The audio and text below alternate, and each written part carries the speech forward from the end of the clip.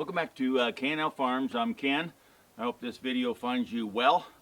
Yesterday a thunderstorm came through. If you've been following along on the channel, you know that I'm on the volunteer fire department, and there was 3 lightning strikes. Well, it could have been more, but 3 lightning strikes that caused fire, and I spent most of yesterday fighting wildland fires, and it wasn't that severe. It was 1 go, and there was quite a few of us there. There was 3 brush rigs there. Go, take care of that one, leave a crew with that one, and move to the next one, leave a crew with that one, move to the next one, and I was on the front leg of that, and me and another person with that brush rig I've themed on my channel before, and I did some work on that brush rig this morning. And in any case, moved to 3 and then go stage. I was the primary guy or person on that, getting on the front leg of that, and we would drop off pieces of equipment as they showed up to sustain those fires. But today we haven't had any calls this morning. We didn't have any thunder or thunderstorms last night. So I'm on the greenhouse building, and I was going to try and catch you up a little bit. And I got the exterior portion of it, I would call it watertight. Got all the plastic or Lexan on. It's watertight. Got the roof done. I got the ridge cap on, 100%. And this is called the gable end trim. Got the gable end trim on, watertight. I left this column out in the top here because that's how the old barns, that's just a character feature. The old barns used to have a column came out to lift the hay out, and I left that on there. And I got 2 solar lights coming, solar lanterns, and if you look at the top of this, right here, right there, there's a screw sticking out, and that's for a lantern. I got an old shaped oil lantern coming, and it's solar, and I haven't received it yet. I'll hang on that. So we're going to go inside the greenhouse.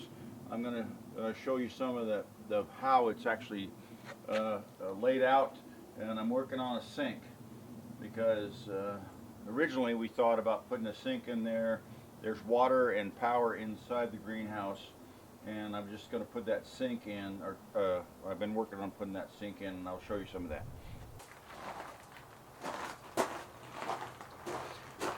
Okay, I have some footage of spinning you around, kind of showing you the layout, which I'll show you here in just a minute.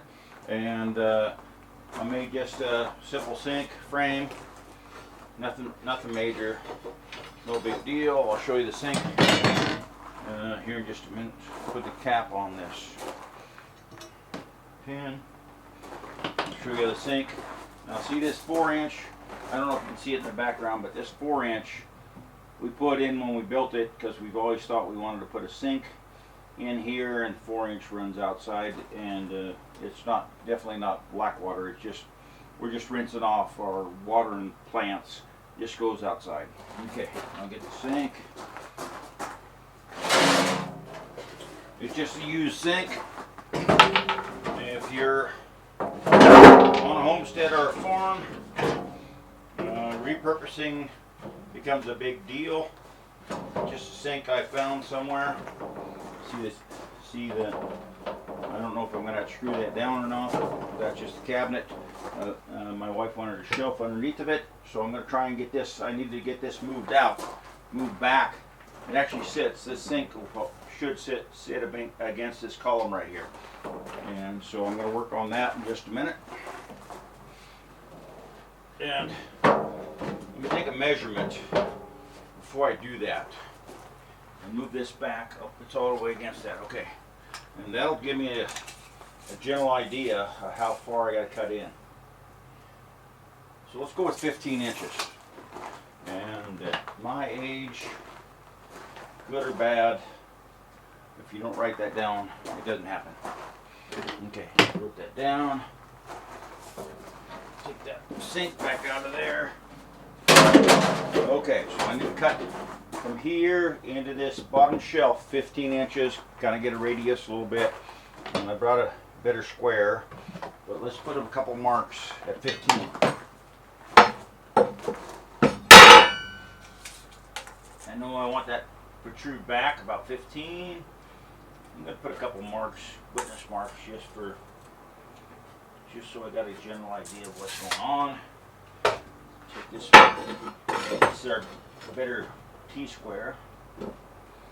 Line across there, okay, like that. And then I'm going to go like this. I'm going to square that up, move that somewhat close, and bring that line towards that 15-inch mark, like that. Same thing on the other side. Remove the rock. Okay, like that kind of. And I could measure that, but I'm going to carry that line through to that witness mark I just got. Same thing on this side a little bit. A little heavy. Okay, now I'm going to take that saw.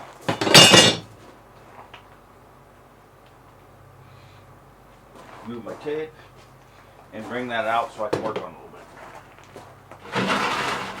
Also, the elevation, the height of that pipe is not right yet, but I can't measure the elevation until I get it pushed back and get the sink on it, and then I can see how far up the sink is from this cabinet I made. So I'm going to take this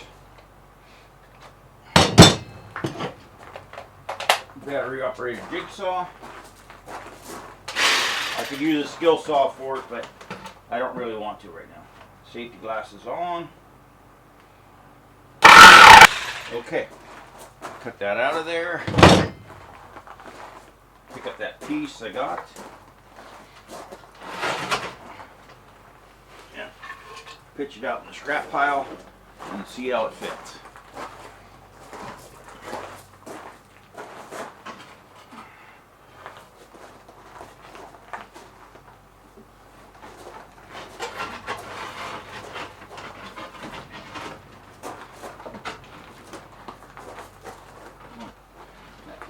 Extension cord got stuck on that leg. I'm going to clear that leg a little bit.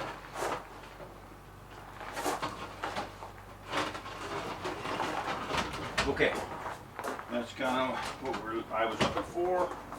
Might have to move that back a little bit. Nope, that's up against here. Okay, so let's take the sink.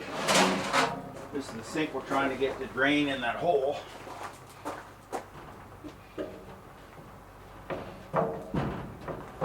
I'm going to take a measurement off that because I made that sink long when I made it.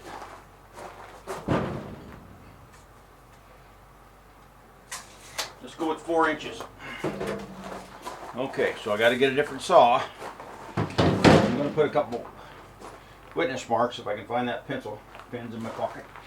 I need about 4 inches off the top of this pipe. And then I may show you a trick here in just a minute. But you get that Sawzall and the tape. I need this come down 4 inches, this pipe.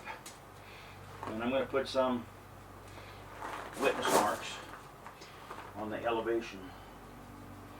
Okay, alright. So let me go get that Sawzall. I'll hook a battery up to it and we'll cut that off there. Got the Sawzall. Change batteries out of that jigsaw I just used to cut that off there. Yeah. And then just put it on that witness mark I just put, kind of, because it's straight. It's hard to get a straight edge with the Sawzall.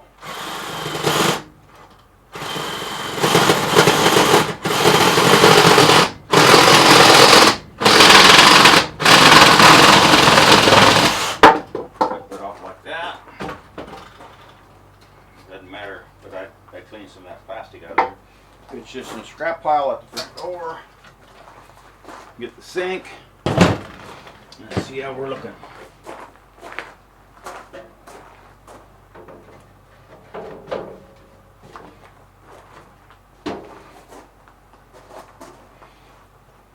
Oops. Okay, we're not looking very good because I got that sink is not in that drain all the way, that hole. So I'm going to shift it this way a little bit. There you go, like that.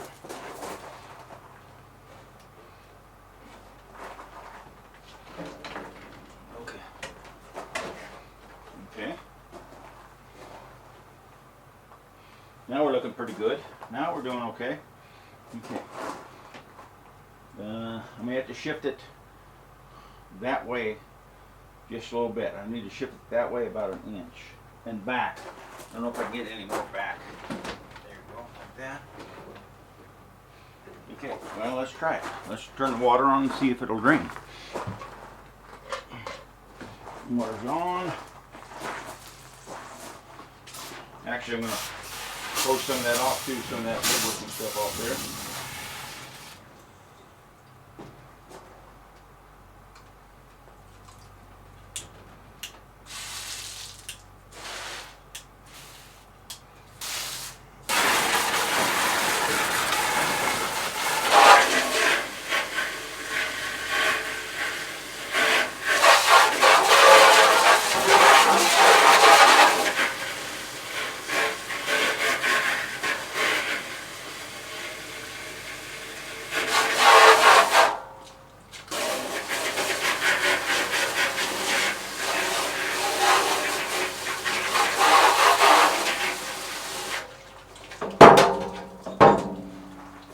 Call that done.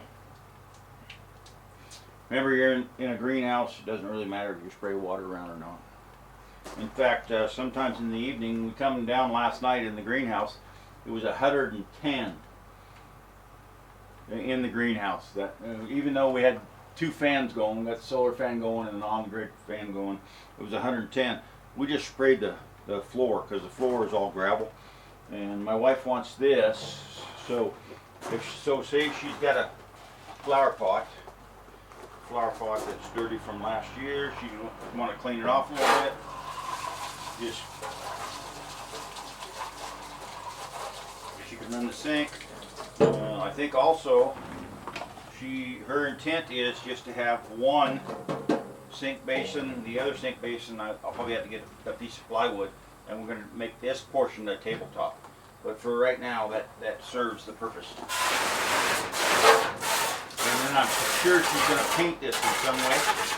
But I just use reclaimed wood. This piece of the true, this come off an old building.